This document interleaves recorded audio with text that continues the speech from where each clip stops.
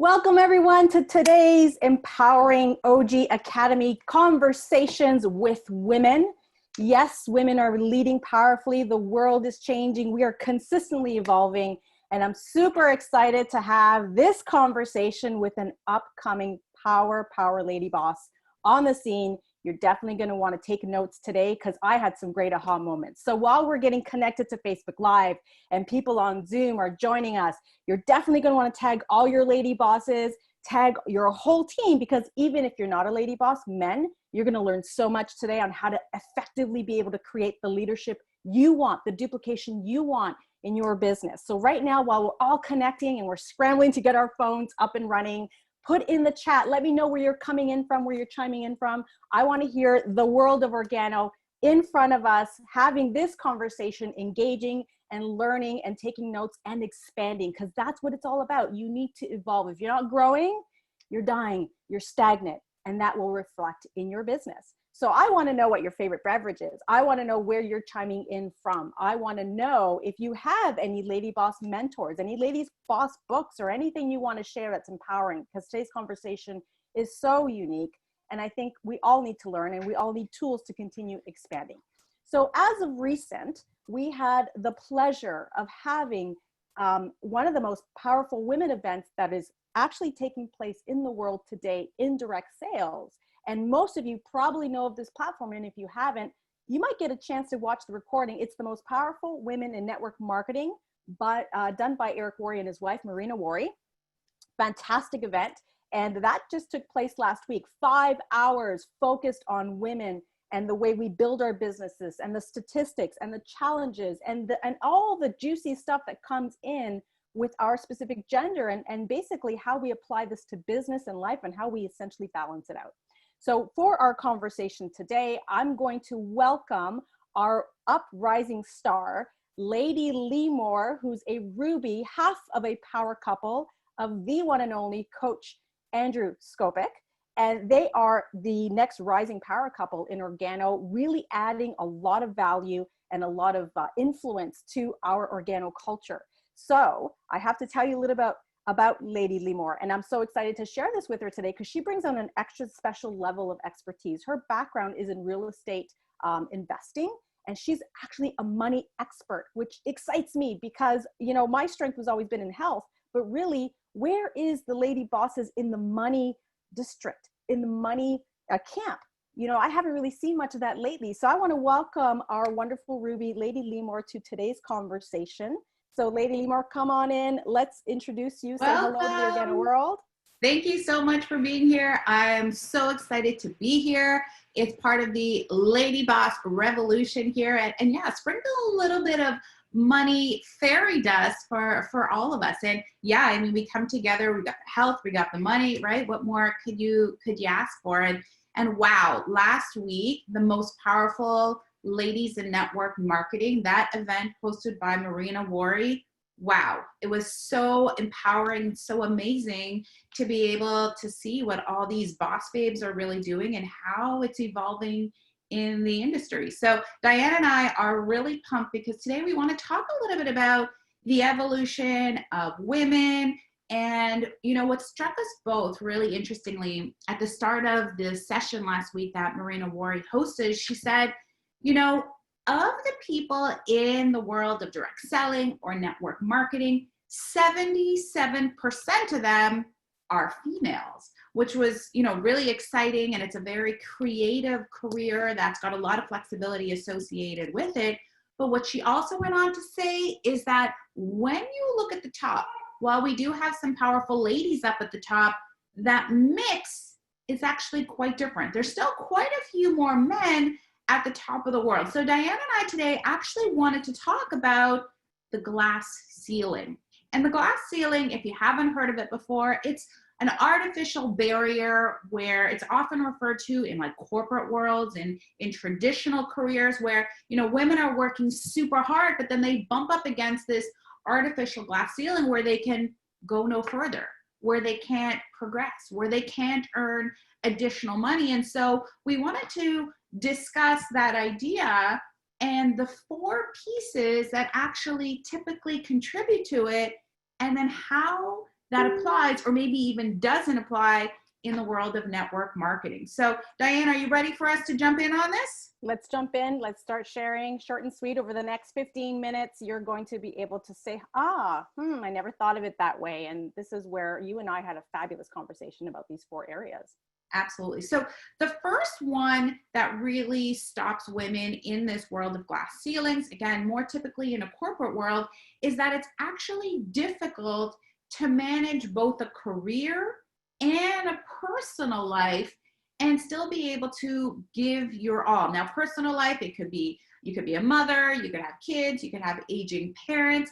So I had spent 12 years in the corporate world, actually in the banking industry. It doesn't get more corporate than that. And it was a really big barrier because, in that world, you want to get ahead. Well, you got to show up early, you got to stay late. And it can be really tough. I know a lot of moms in that space where they just felt like they were failing in the career and also failing at being there for their family and their kids. And we don't see that so much in the world of network marketing. So Dianne, you're Mompreneur of the Year. Tell us what has been your experience being able to juggle all of those things. The beauty about this industry is that I've been able to incorporate my son in the process of me learning network marketing. And I found it to be such a relief that I didn't have to leave him at daycare. I didn't have to leave him at a babysitter's. Quite the opposite. What I did was I intelligently built my business around the needs of my specific time in my life. My son was 4.5 when I started building ORGANO. And I would do home mixers with other moms, with other kids, where the kids could have a play date in the basement while all of us ladies or all of the guests would be able to share in the living room effectively and talk about the business. And everyone went home happy and fulfilled. It's all about getting them involved in the business, assigning little tasks. When we get boxes of product, giving him some scissors and helping him open up the boxes, taking inventory, cutting those sachets for the bags for life and organizing it, making him a part of the journey, setting the goals with him. It's the role modeling that I especially love because in network marketing, we can do that. We can build our businesses around our life and we can have a life in the process of building our business. So really it's about getting creative. How creative can you be? What is it that you need? What are your blocks? And how can you create a business plan, a strategy to be able to expand your business and include those blocks and start seeing them no longer as blocks, but actually as allies and motives to help you move forward. And that's essentially what I did with Dylan. You'll see pictures of him under, at events with his little feet under the table, watching a movie on his iPad, because that was his iPad time while we were all at the hotel, sharing powerfully. So something to be said. And now I see him doing mini presentations at school. I have never coached him on it. And his teacher is just like, holy cow, your son actually speaks like an adult. It's almost scary. And I'm like, the role modeling is so powerful. I'm grateful for this industry. You can't do that in every other industry, that's for sure. And you know what, it's beautiful because not only in you and your examples, but in some of the women, there was one lady, she had 6 kids and she's just crushing network marketing. And she's like, I hire my son. Obviously, they're teenagers at this point. I don't know that you're hiring Dylan just yet, but he's doing all the Zooms and the technology and the orchestrating. And she was hiring her daughter to do something else from a management standpoint. So not only is it not a barrier, but it actually looks and can provide an amazing opportunity for you to integrate your family into the business and teach them skills so that they can continue to have thriving careers. So number one, is definitely no longer a challenge or a factor in the world of network marketing. So the second element or contributing factor to this glass ceiling is actually on the compensation side. So if we rewind back to the 1970s, for a role that a man and a woman both held identically, the man got paid for every dollar, the woman got paid actually 59 cents to do that exact same role. So we've had historically a lot of disparity. And while we may think that that's, bygones and no longer the case, in reality, the stats that are coming out today show that for every identical role that a man has, a woman's making still 82 cents. So compensation, even though we think is a lot closer to even, actually isn't. And in the world of network marketing, that isn't the same thing where we have that level of disparity. When a distributor enrolls, they get the same plan no matter what. And Dianne, I'd love to get your thoughts on that. this was the piece that fired me up. Are you kidding me? We're still not at par? Don't even get me started. When I saw network marketing and I sat there and I looked, and it never dawned on me, but ever since network marketing companies came to play that I know of, the 70s, the 80s, they've paid equally, irrelevant of gender, background, economic status, spiritual status, age, experience, you know, you name it. If you're hungry and coachable, if you're producing for the company, you get compensated the exact same way. What I especially love, it doesn't matter what country you live in. Think about it. How many people, how many women, men, families, children in other countries, third world countries especially, where an extra $100, $200, $300 changes the level of their playing field, their ability to create a really powerful future, getting people out of, you know, survival and poverty. So this is the part that really fired me up, because I realized, wow, we have such a powerful vehicle for genuine love and compassion and abundance that every single living soul has access to, deserves, if they want it. And that was exactly it. I got super excited about this because I said, you know what? This is a must. You know, once you get your own feet off the ground, once you start hitting those pins, you got to now look at the world going, well, who else and what other country desperately needs an answer? There's someone praying in the middle of the night every night. I was one of those people. I can't imagine. Yeah, and it's so cool that we can support men and women all around the world. So I think it's fair to say, this doesn't apply to network marketing, so we can shatter that glass ceiling. Two more components we want to share. And the third one is really the internal obstacles that women have. And so, you know, really what that shares, or what the insight is that in some way, shape, or form, because this glass ceiling has existed, we've almost, as lady bosses, made it worse for ourselves. Because if we look at the statistics and we say women don't get to the top, then we start to become really hard on ourselves. I want to share with you guys a study that I read as part of this amazing book called Women Don't Ask. If you haven't read it, I definitely recommend it. And it actually portrayed a study where they had 10 women take a look at a potential job description, and it had 10 elements associated with it. And of the 10 elements of this job description, the women could very clearly check off at least 8 of them that they could already do.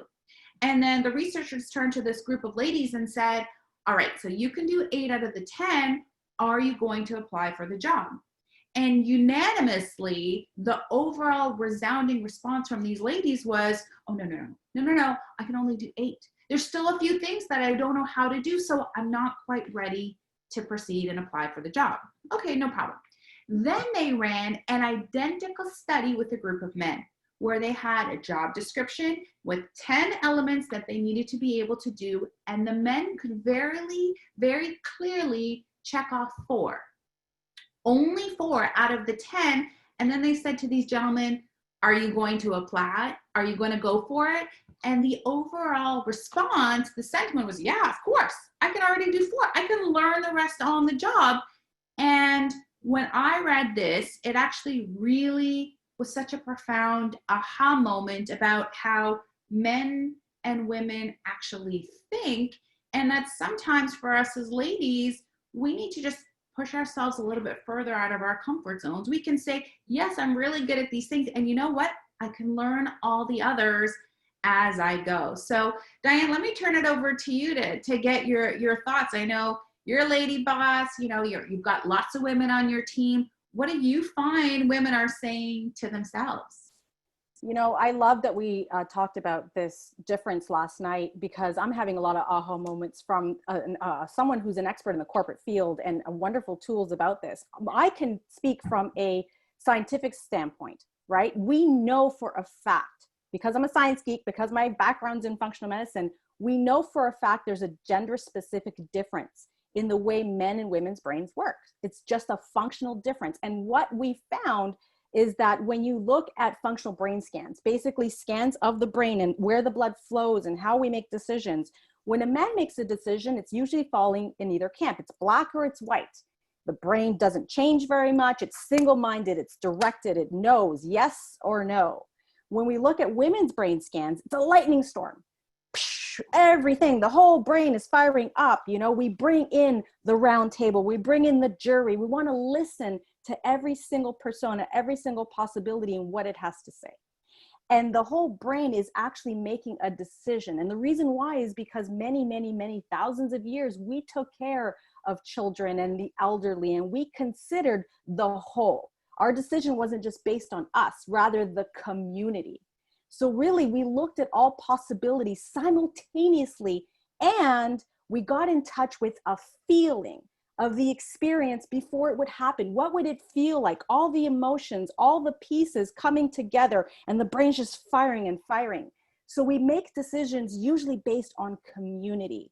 And that is where servant leadership is born. It's not based on my ego, white or black, yes or no, but it's about, how does this affect this and that and that? And there's a lot of thinking and evaluating, and the decision is usually based on the community. So we're just functionally different. And it doesn't mean we're better or we're worse. It just means we're different. So how do we embrace those differences? If you have lady bosses on your team, you need to understand that this is the way they're going to make decisions.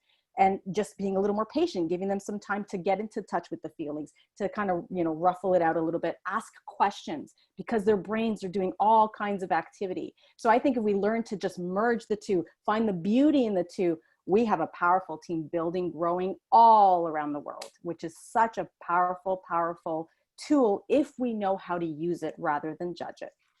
Absolutely. I love that. Let's embrace our differences. Let's embrace all the great things that we bring to the table. And, that's one of the things that's beautiful about this community, and actually is going to segue into item number 4 that contributes to the glass ceiling, is let's all support each other and bring out the best in ourselves and one another and continue to grow this all together.